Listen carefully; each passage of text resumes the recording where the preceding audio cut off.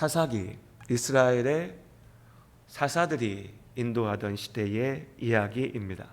이스라엘의 사사는 가장 먼저는 군사지휘관이었죠. 사사의 역할 자체가 그랬으니까요. 이스라엘이 이방 족속들의 공격에 혹은 억압 가운데 고통받고 있을 때에 하나님께서 그들을 구원하기 위하여서 세우셨던 이들이 사사였으니 당연하게도 그 사사들은 독립운동가였고, 우리로 치면요, 전쟁에 나아가서 이스라엘을 이끄는 장군이었습니다. 하지만 또한 동시에 그들에게 하나님께서 맡기신 소명은 그저 전쟁터의 앞에 나아가서 싸우는 자가 아니라 이스라엘을 하나님 앞으로 이끌고 인도하는 영적인 지도자이기도 했습니다. 그래서 사사기에서 우리가 계속해서 반복해서 볼 수 있는 말씀이 사사들이 살아있는 동안 이스라엘이 하나님을 기억하였다입니다. 그들이 그저 이스라엘의 정치적인 지도자뿐만이 아니라 영적인 지도자로 서 있었다는 것을 보여줍니다. 사사기에서 우리가 볼 수 있는 사사들이 12명이 등장합니다. 그 중에 흔히 대사사라고 부르는 이들이 6명이 있고요. 온니엘, 에훗, 드보라, 기드온, 입다, 삼손 이렇게. 그리고 소사사라고 부르는 이들이 6명이 있습니다. 오늘 우리가 말씀에 나눌 삼갈과 돌라, 야일 등등의 이름들이 이어집니다. 물론 그렇다고 해서 우리가 이 숫자에 매일 필요는 없을 것 같습니다. 12명의 사사가 등장하지만 그러니까 사사는 12명 뿐이었다라고 얘기하기에는 이후에 사무엘 역시도 마지막 사사로 불렸고요. 그 사무엘의 아들들도 사사라고 하는 호칭을 가지고서 활동했었습니다. 그러니까 사사라고 하는 이 이름으로 불려졌던 사람들은 혹은 성경에 기록되지 않았던 사람들도 있었을 수도 있고요. 숫자는 여럿일 수 있습니다. 중요한 것은 이 시대에 하나님께서 이스라엘을 구하기 위하여 사용하셨던 사람들이 사사였다라고 우리가 기억하면 될 것 같습니다.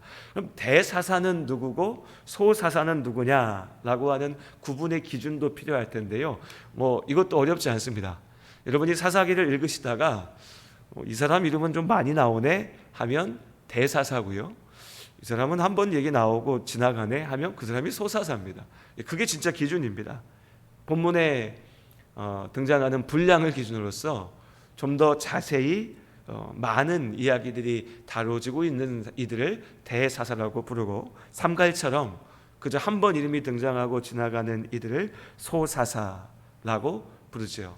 아마도 상대적으로 글쎄 이들의 그 사역을 더 중요하고 덜 중요하다 이렇게 나눌 수 있을지 모르겠지만, 최소한 사사기의 말씀이 기록되어질 때의 기준으로 봤을 때 좀 더 크고 혹은 더 넓은 지역에 더 많은 사람들에게 영향을 끼쳤던 일들, 그렇게 영향을 남겼던 사사를 대사사로 이야기하고 있고, 제한된 지역에, 그러니까 이스라엘 12지파 전체가 아니라 한 지파 혹은 두세 지파에 있었던 일들, 그들을 구하였던 일들을 이야기할 때 소사사라고 구분 지을 수 있을 것 같습니다. 그리고 오늘 우리는 소사사 삼갈의 이야기를 함께 살핍니다. 당연하게도 이들에 대한 정보가 많지가 않습니다. 성경에서 이야기하는 것이 이들에 대한 정보의 거의 대부분인데, 성경에서도 길게 설명하지 않으니, 많은 것을 이야기하지 않으니 대사사들에게 묻혀있는 이름들이지요. 오늘 우리가 나눌 이 삼갈이라고 하는 사사 역시도 마찬가지입니다. 본문에서 아낫의 아들 삼갈이라고 이야기합니다. 이것이 그의 이름이었습니다. 그런데 끼어있는 이름이죠. 앞에 등장했던 에훗, 그리고 이어서 등장하는 드보라라고 하는 두 명의 큰 사사의 사이에 있습니다. 바로 이어지는 4장 1절의 말씀에는 에훗이 죽고 드보라가 하나님의 사사로 세워졌다라고 이야기합니다. 삼갈의 이야기는 그저 지나가고 있죠. 삼갈은 그런 사람이었습니다. 앞서 말씀드린 대로 중요한 주석서에서는 그 이름도 언급조차 되지 않기도 하는 그런 사람이었죠. 그럼 오늘 본문의 의지에서 우리가 이 삼갈이라고 하는 사람에 대해서 알 수 있습니다. 이 사람은 목자였습니다. 왜냐하면 그 사람의 손에 쥐어진 도구가 소 모는 막대기였으니까요. 그러니까 소를 치던 목자 삼갈이었습니다. 그런데 그렇던 삼갈이 블레셋 사람 600명, 이 600명은 구약 시대에 단순하게 생각하면 한 부대를 나타내는 숫자였습니다.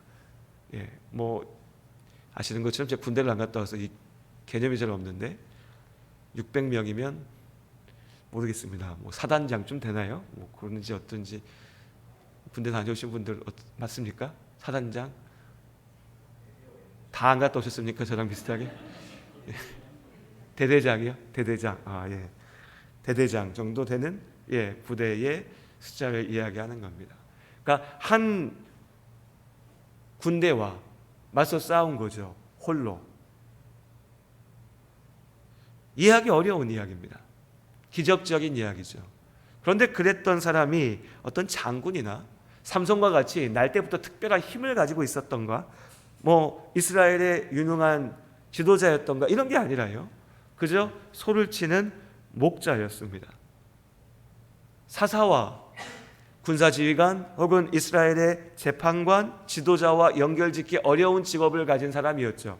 아마도 추정입니다. 본문이 이야기하지 않으니까. 하지만 아마도 블레셋이 처음 이스라엘을 공격하기 시작하고 그 억압이 시작되었을 때 아마도 처음부터 삼갈이 나서지는 않았을 것 같습니다. 그에게 기대된 일이 아니었으니까요. 아마 자기 자신도 내가 나서서 싸워야 된다라고 생각하지 않았을 겁니다. 목자니까요. 나는 소치는 목자인데 블레셋이 자리를 잡고 우리를 공격하기 시작하고 그래서 우리가 억압당하고 도망쳐야 되고 피해야 했다면 그들에게 맞서 싸워야 되는, 그 앞에 서야 될 지도자들이 이스라엘 가운데 있었겠죠. 그런데 아마 그들이 실패했었던 것 같습니다. 그들에게 맡겨진 역할을 다하지 못했던 것 같습니다. 어쩌면 그들이 죄에 물들어서 블레셋과 한통속이 되거나 블레셋의 밑으로 먼저 무릎 꿇고 들어갔을지도 모르겠죠. 무엇이 됐든지 간에 이스라엘 가운데 남아 있었던 것은 우리는 할 수 없다라고 하는 비관이었습니다. 5장의 말씀에 보면 역시 삼갈의 때에 대한 말씀이 한 구절로 가볍게 지나가는데, 그 삼갈의 때에 이스라엘 사람들은 큰 길로 다니지도 못했습니다. 빼앗길까 봐, 블레셋에게 공격받을까 봐, 내 땅에선 내가 살면서도 숨어 다니고 도망쳐 다녀야 되는 그런 신세였던 것이죠. 그때 삼갈이 나섰습니다. 당연하게도 자기 자신의 의지로 나선 길은 아니었을 겁니다. 나는 목자니까요. 내가 나서면 무조건 이길 수 있어 라고 하는 생각도 아니었을 수 있습니다. 하나님께서 그를 부르셨고 하나님께서 그를 사용하셨겠죠. 그렇게 하나님께서 삼갈을 통하여 이스라엘을 구하셨습니다. 그것이 오늘 이 삼갈의 삶이고 그가 이룬 일이었습니다. 그런데 여러분, 여기에 오늘 본문을 전혀 다르게 이해할 수 있는 또 한 가지의 변수가 숨겨져 있습니다. 본문에서 삼갈을 아낫의 아들이라고 이야기합니다. 그럼 성경에서 이런 표현은 자주 등장합니다. 오늘 오전에 우리가 나눴던 대로 시몬, 베드로를 이야기할 때도 바요나, 요나의 아들이라고 이야기했었죠. 이것이 유대인들에게는 누군가를 지칭하는 아주 익숙한 표현이었으니까 아낫의 아들 삼갈, 이것도 이상하지 않을 표현입니다. 그런데 이 아낫이 누구냐라는 거죠. 어떤 학자들은 아낫을 삼갈의 아버지의 이름이라고 생각합니다. 그러면 앞서 말씀드렸던 그런 이해와 해석이 가능합니다. 이스라엘 가운데 아낫이 있었고 그 아들 삼갈이 목자였지만 하나님의 인도하심을 받아서 이스라엘을 구하였다. 그런데 또 다른 학자들은 이 아낫이라고 하는 이름을 가나안 전쟁 여신의 이름에서 찾아옵니다. 연구를 해보니까 가나안 사람들이 믿었던 우상의 신들 중에 아낫이라고 하는 여신이 있었던 겁니다. 전쟁의 신이었다고 얘기합니다. 그 전쟁의 여신의 이름을 딴 여인, 그러니까 이 여인이 이스라엘 사람이었다면 우상 숭배에 빠져 있었던 이름일 수도 있는 것이고, 그렇지 않다면 가능성이지만요, 이 삼갈의 어머니는, 그리고 삼갈은 이스라엘 사람이 아닐 수도 있다는 겁니다. 이방인일 수도 있다는 거죠. 그렇다는 것은 아닙니다. 다시 말씀드리지만 이 한 구절을 가지고서 삼갈에 대해서 우리가 알아야 되기 때문에 전문적인 학자들이 많이 연구를 했어도 알려져 있는 정보가 많지는 않습니다. 하지만 그렇게 추정해 볼 수 있는 분명한 근거가 오늘 본문에 있다는 거죠. 여기까지 오면요, 이제 이 본문이 미스터리에 빠지게 됩니다. 도대체 삼갈은 누구였을까? 어떤 사람이었을까? 그러니까 사실 사사기의 말씀을 가지고 영화를 만들려고 하면요, 이 삼갈을 가지고 만들어야 되는 겁니다. 삼손이나 기드온 이야기는 우리가 너무 잘 알고 있잖아요. 삼갈에 대해서는 빈틈이 참 많아요. 상상으로 이야기를 지어낼 수 있는 것이 많다는 거죠.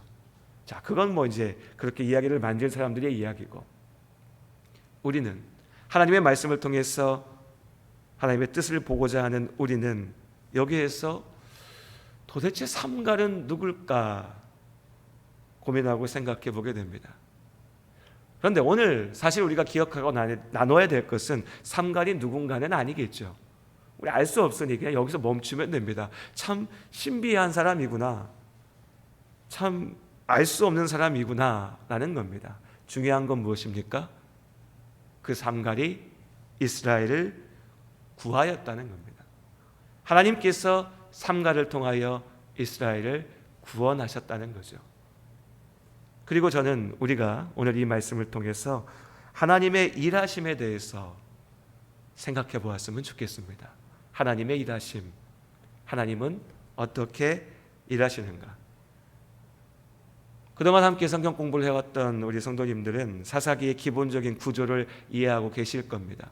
사사기 뭐 그렇게 어렵지 않습니다. 우리 다 알고 있죠. 머리 한번 다시 떠올려 보시죠. 이스라엘이 가나안에 들어왔으나 하나님의 말씀 앞에 순종하지 않았습니다.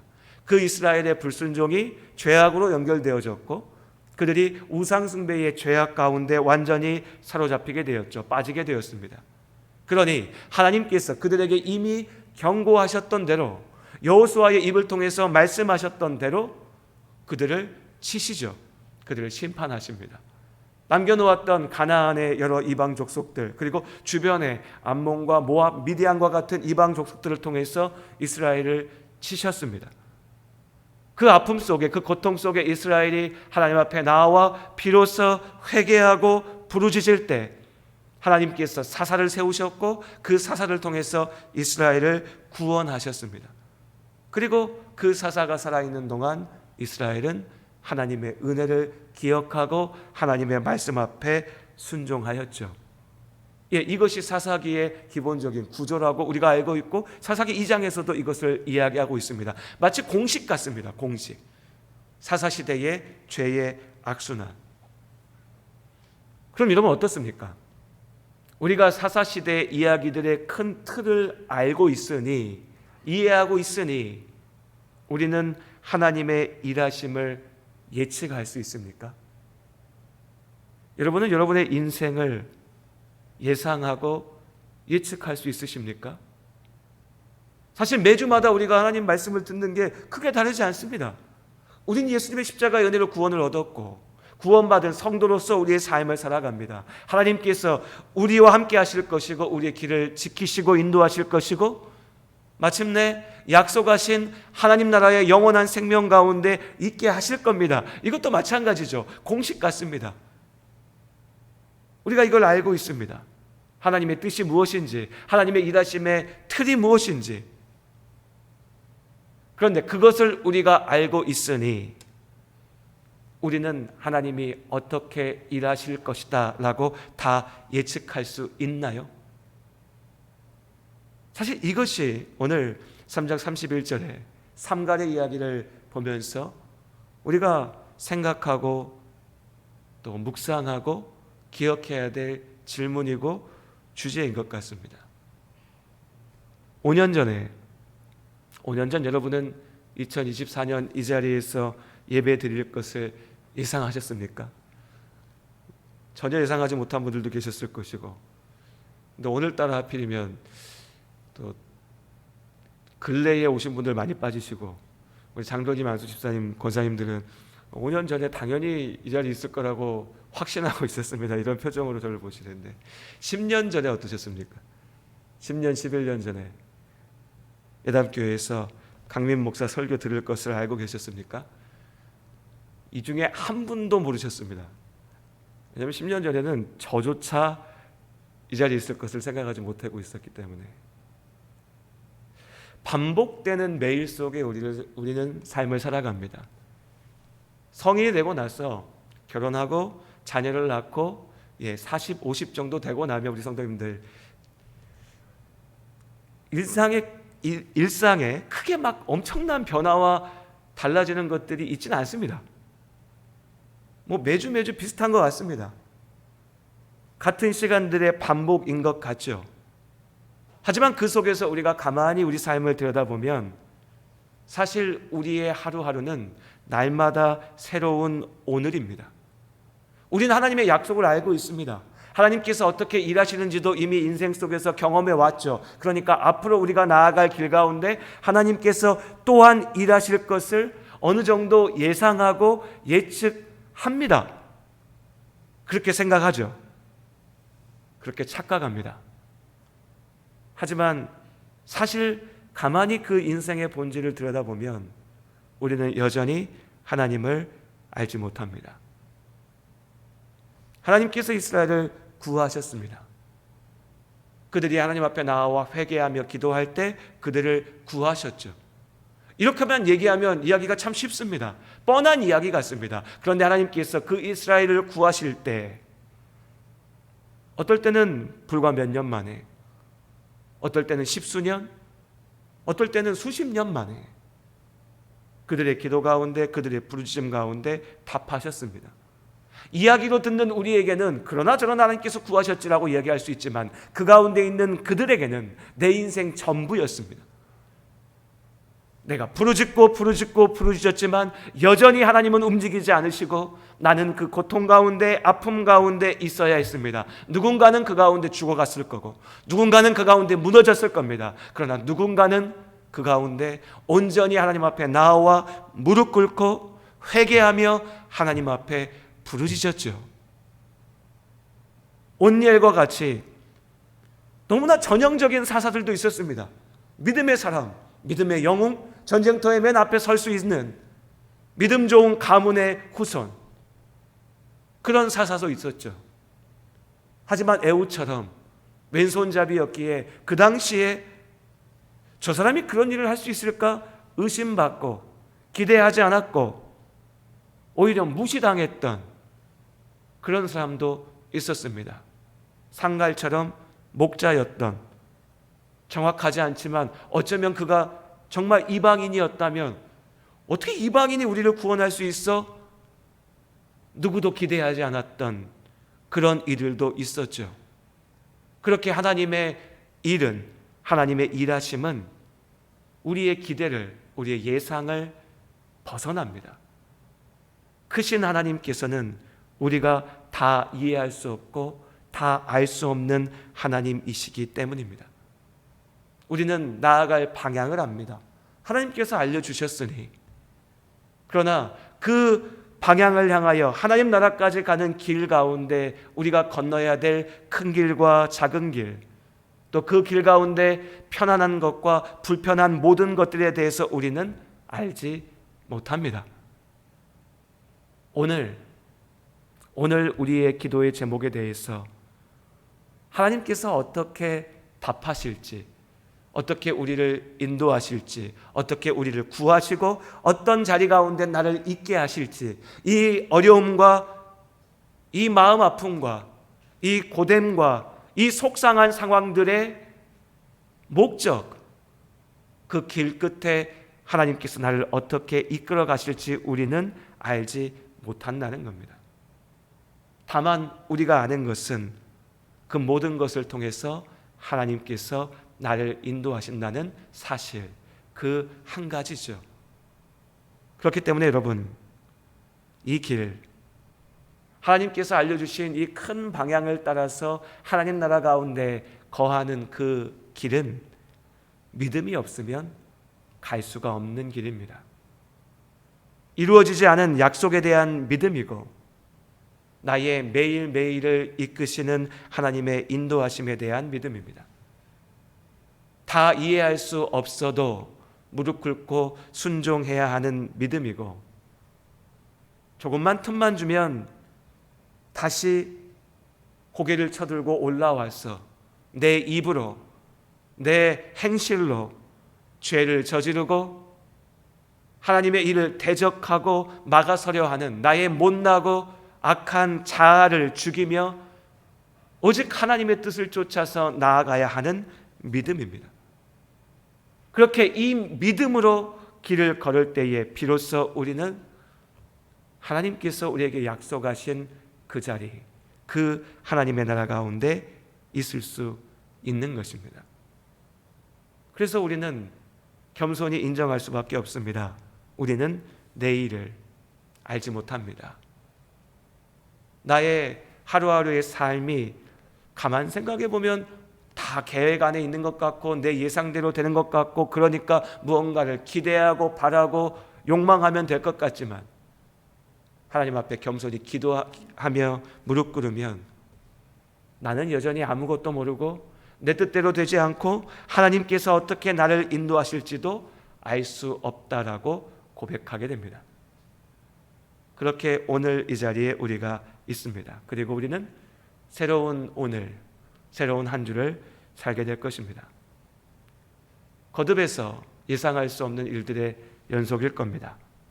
하나님께서는 우리가 전혀 예상하지 못했던 만남, 예상하지 못했던 경험, 도전, 시험과 어려움, 또 예상하지 못했던 감사와 기쁨의 길로 인도하실 겁니다.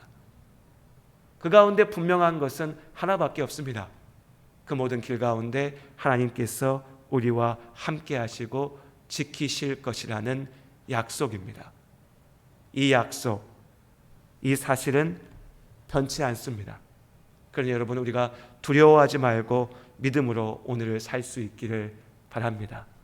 오직 하나님께서 우리와 함께 하십니다. 내 예상대로 되지 않는 길이라도 하나님께서 왜 나를 이런 길로 이끌어 가시나 알 수 없는 상황 속에서라도 믿음으로 하나님의 구원을 붙잡고 나아가는 우리들이기를 바랍니다. 그리고 오늘 마지막으로 이 삼갈이 붙잡았던 것을 봅니다. 삼갈이 손에 무엇이 있었습니까? 소를 모는 막대기가 있었죠. 목자의 막대기입니다. 죽이기 위한 도구는 아닙니다. 지키기 위한 도구였죠. 막대기는 길을 인도하기 위한 도구였습니다. 다만 맹수로부터 양을 지키기 위하여 싸울 때는 그 맹수를 쳐서 죽일 수 있는 무기이기도 했습니다. 삼갈의 손에 들려있는 것은 그 막대기였습니다. 그리고 그 막대기를 가만 생각하니까 저한테는 딱 그 시편밖에 떠오르지 않더라고요. 여러분 어떠실지 모르겠지만 시편 23편 말씀입니다. 우리 시편 23편 말씀 함께 읽고 오늘 말씀을 마무리하려고 합니다. 여호와는 나의 목자시니 내게 부족함이 없으리로다. 그가 나를 푸른 풀밭에 누이시며 쉴만한 물가로 인도하시는도다. 내 영혼을 소생시키시고 자기 이름을 위하여 의의 길로 인도하시는도다. 내가 사망의 음침한 골짜기로 다닐지라도 해를 두려워하지 않을 것은 주께서 나와 함께 하심이라. 주의 지팡이와 막대기가 나를 안위하시나이다. 주께서 내 원수의 목전에서 내게 상을 차려주시고 기름을 내 머리에 부으셨으니 내 잔이 넘치나이다. 내 평생의 선하심과 인자하심이 반드시 나를 따르리니 내가 여호와의 집에 영원히 살리로다.